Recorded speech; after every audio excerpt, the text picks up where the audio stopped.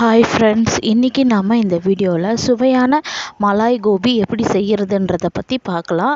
வாங்க வீடியோக்குள்ளே போகலாம். ஃபஸ்ட்டு இப்போ நம்ம ஒரு கடாயில் தேவையான அளவுக்கு எண்ணெயை ஊற்றிட்டு க்ளீன் பண்ணி வச்சுருக்கிற காலிஃப்ளவரை சேர்த்து ப்ளஸ் உப்பையும் சேர்த்து நல்லா கோல்டன் ப்ரௌன் கலரில் வர வரைக்கும் நல்லா பொரிச்சு எடுத்துக்கலாம்.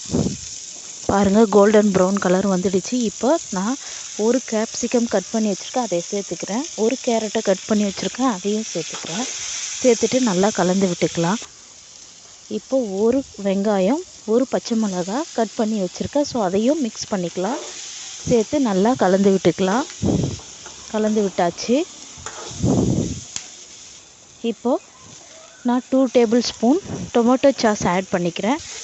ஸோ ஆட் பண்ணிவிட்டு நல்லா மிக்ஸ் பண்ணிக்கிறேன்.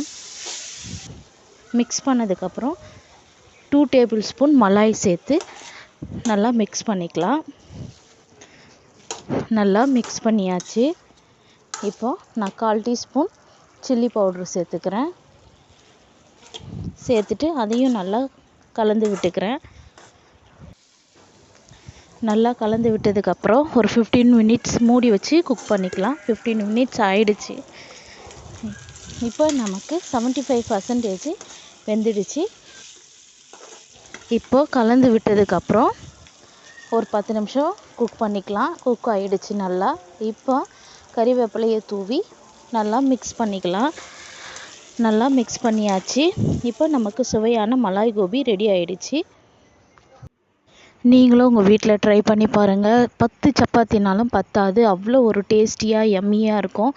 உங்கள் குழந்தைங்களுக்கும் செஞ்சு கொடுங்க. கண்டிப்பாக உங்களுக்கும் பிடிக்கும்னு நினைக்கிறேன். செஞ்சு பார்த்துட்டு கமெண்ட்ஸில் கமெண்ட் பண்ணுங்கள். தேங்க்ஸ் ஃபார் வாட்சிங் மை வீடியோ.